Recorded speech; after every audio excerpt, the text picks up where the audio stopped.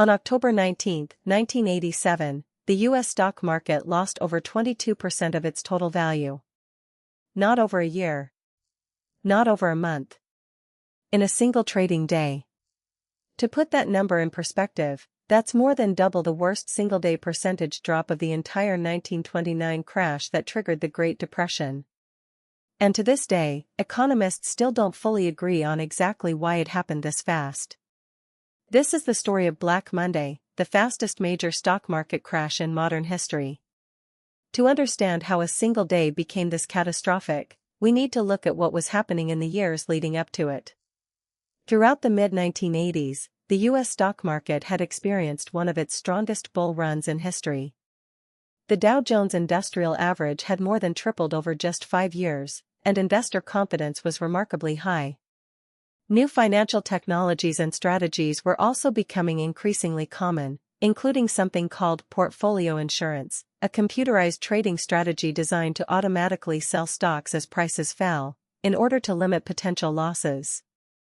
By October 1987, some economists and analysts had already begun voicing concerns that stock valuations had climbed too high, too fast, but few, if any, predicted the market was on the verge of the kind of single-day collapse that was about to unfold. The week leading up to October 19 had already seen some noticeable market declines. But nothing suggested what was coming next. On the morning of Monday, October 19, 1987, selling pressure began building almost immediately as markets opened. As prices began falling, this is where those automated portfolio insurance, computer trading programs kicked in, automatically triggering large volumes of sell orders as prices dropped, which pushed prices down further, which triggered even more automated selling. It created a dangerous feedback loop that human traders struggled to interrupt or slow down. Trading volume that day was so overwhelming that exchange systems, still relying heavily on older technology, struggled to even keep up with the sheer number of orders flooding in. Prices on ticker displays fell behind the actual trades happening on the floor, meaning many traders and investors didn't even have accurate, real-time information about how bad the crash actually was as it was unfolding. By the end of the trading day, the Dow Jones Industrial Average had fallen by 508 points, a 22.6% single-day decline, the largest one-day percentage drop in the history of the U.S. stock market, a record that still stands today. Black Monday wasn't confined to just the United States. Because global financial markets were already increasingly interconnected, the crash spread rapidly to markets around the world. Markets in Hong Kong, Australia, the United Kingdom, and across much of Europe experienced severe declines within the same 24 to 48-hour period, as panic and uncertainty spread across time zones alongside the trading day itself. Hong Kong Stock Exchange, in fact, was forced to close entirely for several days afterward, unable to handle the scale of the crisis. This global ripple effect revealed something that many investors hadn't fully appreciated before. Financial markets around the world had become far more interconnected than most people realized, meaning a crisis originating in one market could now spread internationally within hours, rather than days or weeks. In the immediate aftermath, the Federal Reserve, led at the time by newly appointed Chairman Alan Greenspan, took swift action to try to stabilize the situation. The Fed issued a public statement affirming its commitment to provide liquidity to the financial system as needed, essentially reassuring markets and banks that the central bank stood ready to support the economy and prevent a broader banking crisis from developing on top of the stock market crash. This response is often credited with helping prevent Black Monday from spiraling into a broader, prolonged economic crisis or recession, unlike the aftermath of the 1929 crash decades earlier.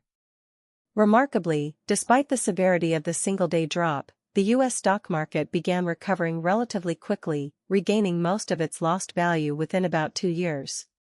In the years following the crash, significant reforms were introduced to prevent a similar event from happening again, including new automated circuit breakers, mechanisms designed to temporarily halt trading during periods of extreme volatility, giving markets time to stabilize rather than spiraling uncontrollably like the automated selling had done on Black Monday.